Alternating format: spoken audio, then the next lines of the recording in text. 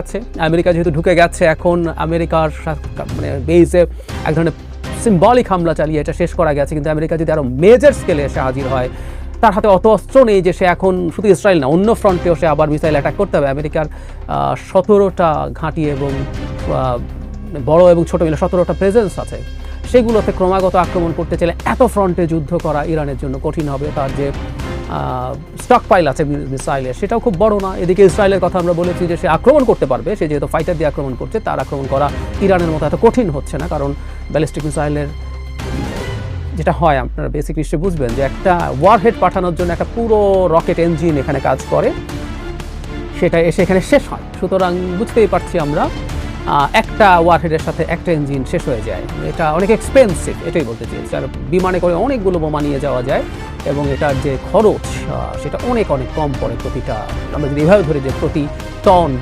Explosive পৌঁছে দেওয়ার জন্য। সো ইসরায়েলের জন্য অ্যাটাক করা ইজ ভেরি ইজি, কিন্তু ওই যে বলছিলাম ইসরায়েল ইরানের অ্যাটাক ঠেকানোর মতো ক্যাপেবিলিটিও প্রবলেমে পড়েছে এবং সেটা ইসরায়েলের জন্য ক্ষতি করবে। সেই জন্য আমি মনে করি এত লম্বা ডিস্টেন্সে তারা একবার করে দেখলে, ইনফ্যাক্ট এটা ভবিষ্যতে দুই দেশ আবার যুদ্ধে জড়াবে, এটা আমরা মোটামুটি নিশ্চিতভাবে বলতে পারি।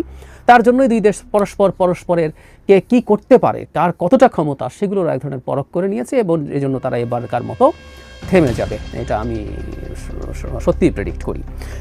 আসি মূল প্রসঙ্গতে, সেটা হলো যে নিউক্লিয়ার ম্যাটেরিয়াল বা নিউক্লিয়ার স্থাপনায় কী ক্ষতি করা গেছে। বিশেষ করে ফোর্দো নিয়ে আমরা অনেক বেশি আলোচনা করেছি।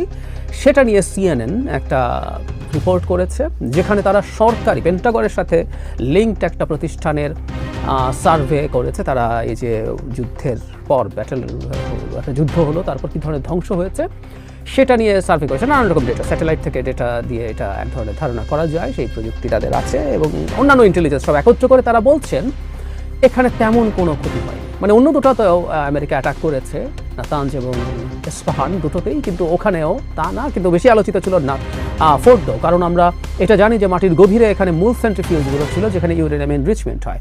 মানে এটা আমরা চোখ বন্ধ করে ধরে ফেলতে পারি, ধরে রাখতে পারি যে এখানে তাদের হাতে, ইরানের হাতে যে 60% এনরিচড ইউরেনিয়াম ছিল 400 কেজি, এটা ওখানে ছিল না, এটা ফর শিওর। এখানে একটা হামলা ইমিনেন্ট ছিল, এটা ইরান জানে।